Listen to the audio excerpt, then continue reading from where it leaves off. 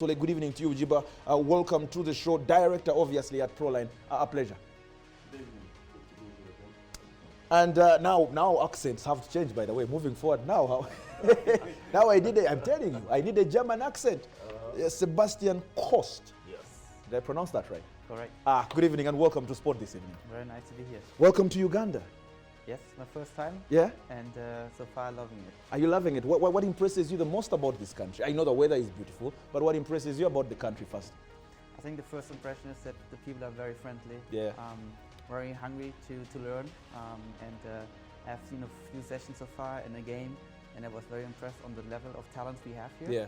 And I'm super excited to see more of the country. I love that. I love it when someone comes and says they're impressed by the level of talent they have found here.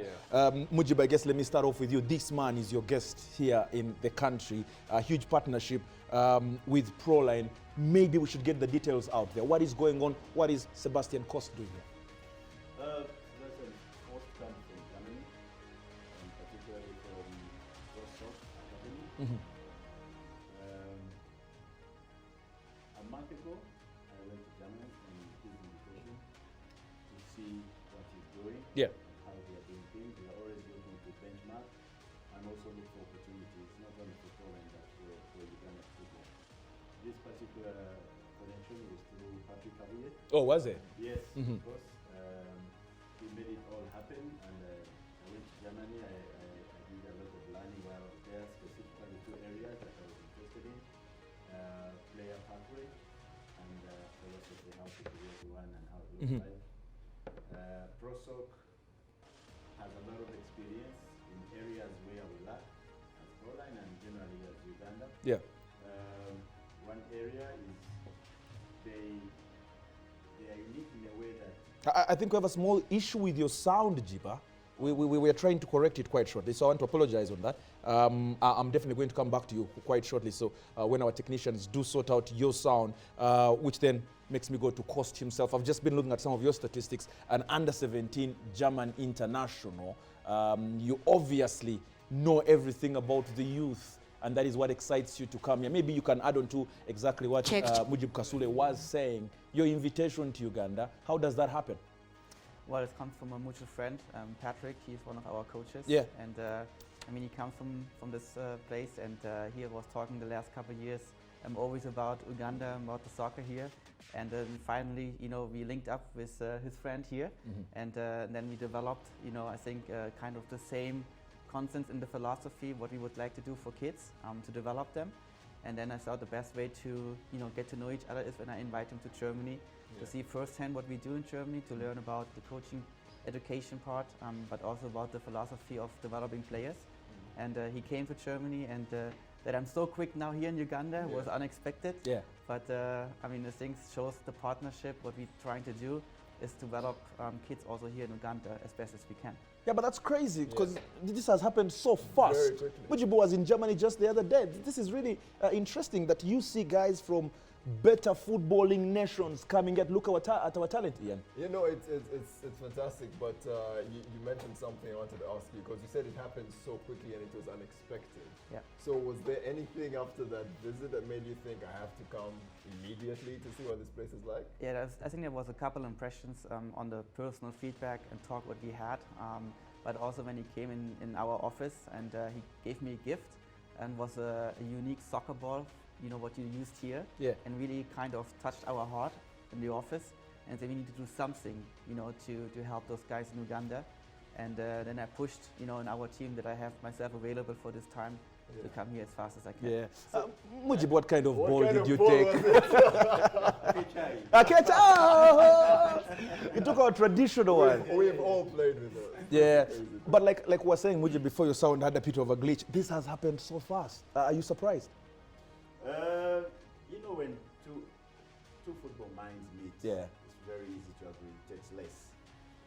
When I was before I went to Germany, I think we did a Zoom meeting to kind of have him have a feel of what I'm going to say, what I'm doing, and whether it makes sense, whether this partnership might come together. Yeah. And after that Zoom meeting, I think he was supposed to go meet his people and discuss about it, but he didn't go that far. Immediately said we are inviting you immediately. Whenever you're ready, you come. So while I was there, I think we took the conversation further. And I think from what I was saying, he realized that the earlier we do this, the better, because I told him quite frankly that we can use all the help that we can get in Uganda.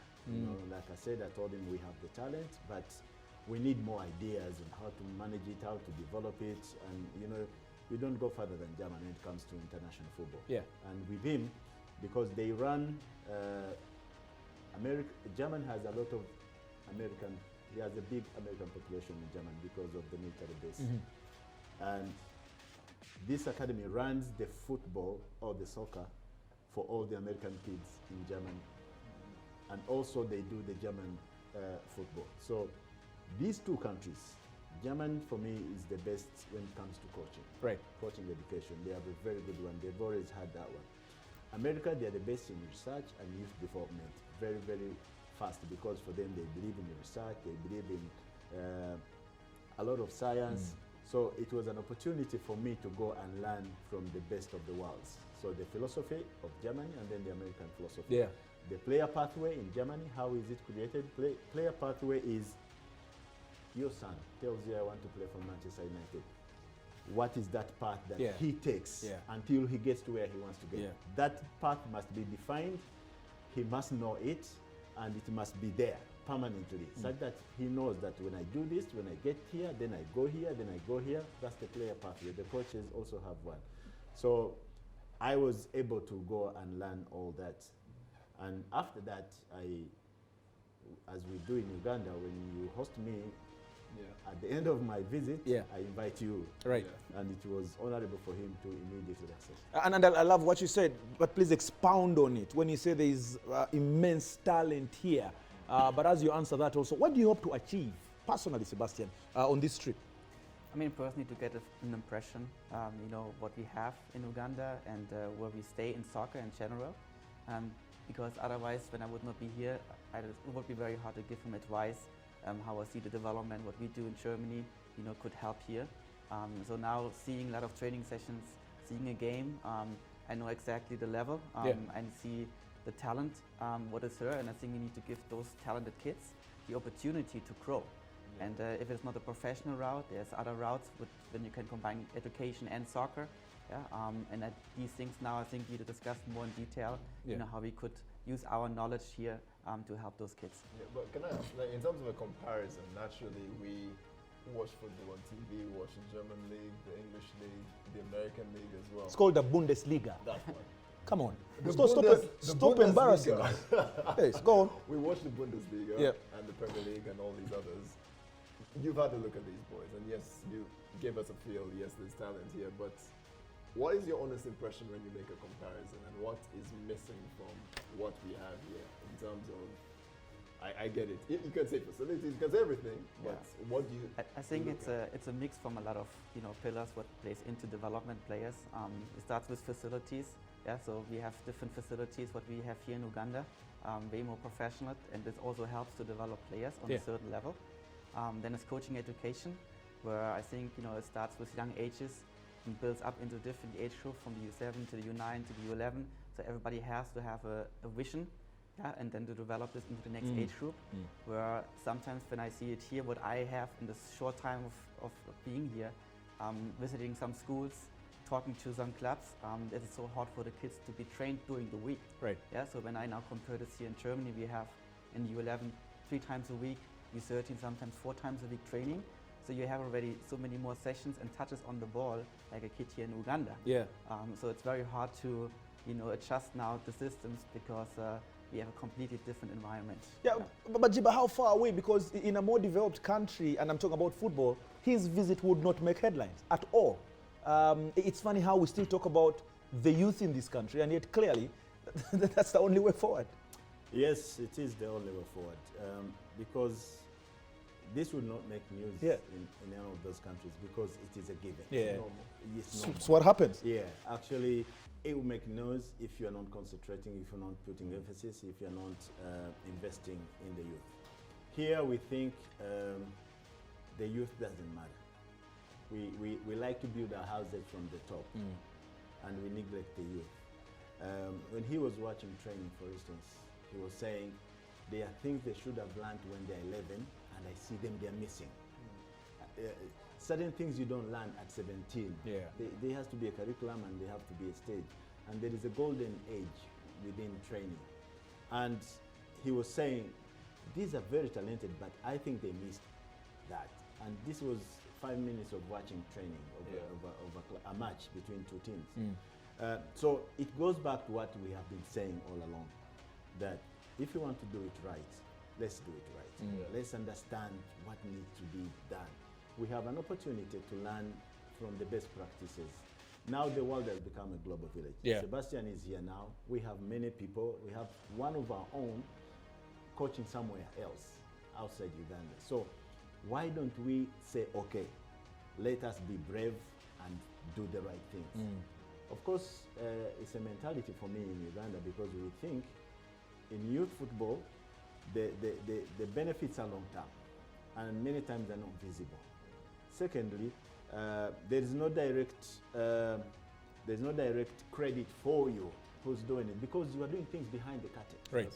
Ugandans, we tend to like things that are heated up there. Yeah. You know, people want to see, they want to be seen, so they don't want to work in the background. So it's a mentality issue. In Germany, in the developed countries, when it comes to football, when you walk around, you see football everywhere, Here in Uganda, I have an academy and I have the coaches, but we only have access to the kids once a week on Saturday, because the education system here does not allow time to play. Exactly. So at the end of the day, they want us to produce players who can play in the Premier League. But how? When you're coaching them once, in Germany, 3 times a week they are training, then they play a match. They have national league, they have leagues within their localities where they compete.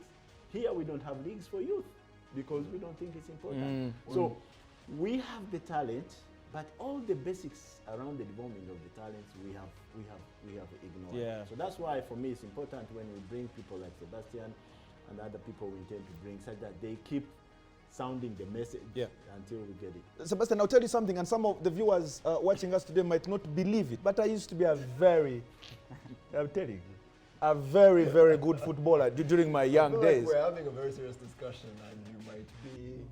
What have I said? Us in another direction. I just told you about my past. Okay, carry on. Sir, carry on. But I think footballers, my generation, those who made it and those who didn't make it, like Mujib has just said, Chichi, what's the problem? We have a guest. Behave yourself. Did not make it through those basics.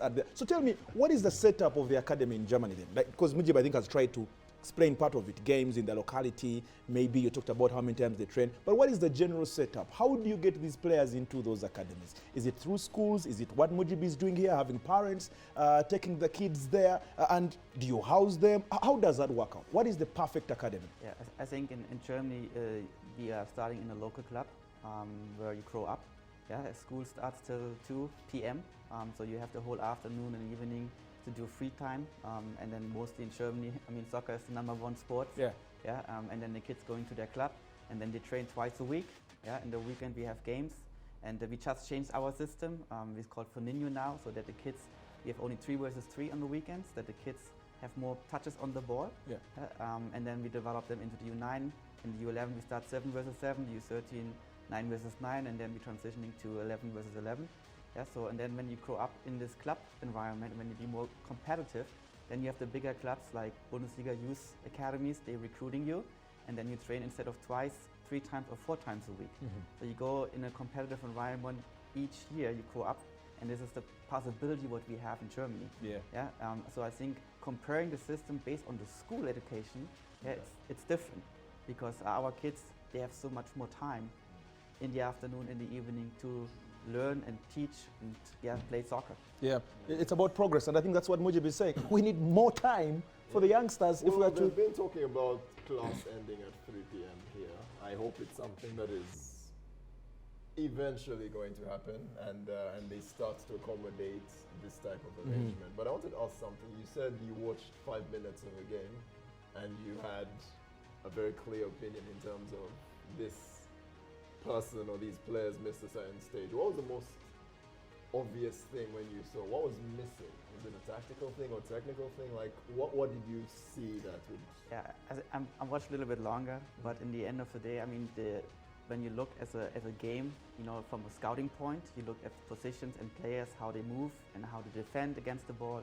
And there were certain tactical aspects where I say, okay, this has been taught usually in the U13 in group tactic. Yeah. And now you have a U17 team playing, and there's so many small mistakes, what makes in the more competitive, you know, world in soccer a big rule. And I think that's where we maybe need here support to start on the educational side and tactic, you know, from the proper age groups already. Jiba, as we wrap this up, what does Proline expect to benefit from this in terms of the general package? Of course, it comes with some information, but what is the general package looking like? Is there a player exchange at some point? And is he still visiting schools? For how long is this man here? He will leave on Wednesday. Yeah. The partnership is going to benefit us, Proline and Uganda football, because we have not made it a Proline thing. We are sharing with the rest of the academies and also schools that play football. Right. First, we have an opportunity to send coaches because they do conduct UEFA C and UEFA B courses. Oh, okay. And we don't want this to be limited to Proline coaches. Any coach that wants to, for us, we will be able to do that.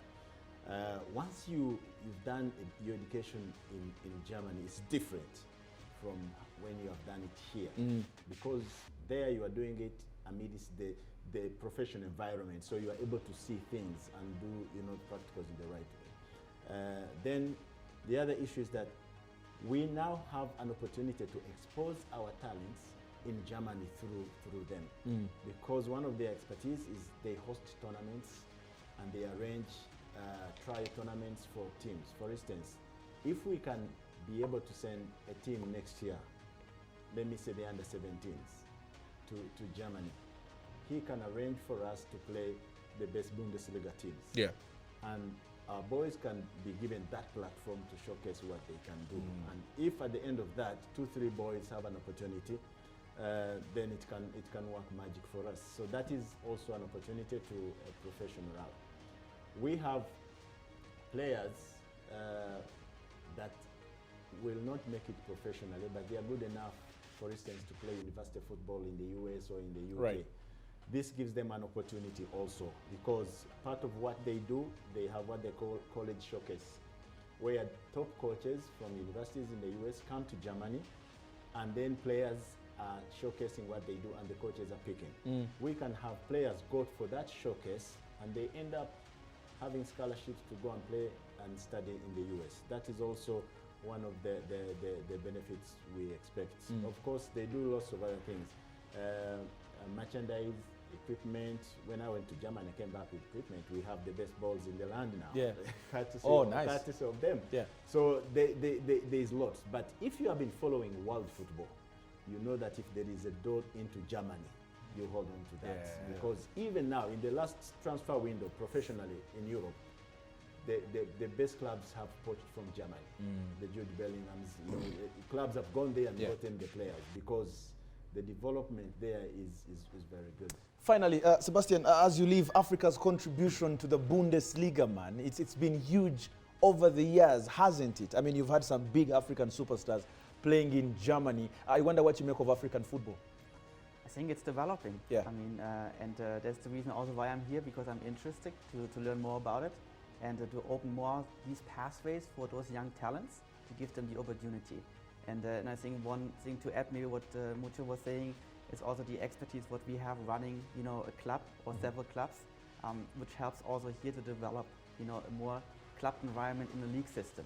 Because I think you can not only train, you also have to have competition on the weekend. Yeah, fantastic. What is the name? How do you pronounce the academy again? Pro Soccer Academy. Pro Soccer Academy. Yeah. Sebastian Korst and Mujib Kasule. Soccer and Proline. Yeah, it's a pro thing, I'm telling you. And Mujib Kasule, the director at Proline, thank you very much, gents, for passing by. And listen, this is a noble cause. This is fantastic. We need to work on the next generation of Ugandan superstars. And suddenly, this is the best way to do it. So thank you very much. Thank you. I'm telling you, I know... wait, give me a second.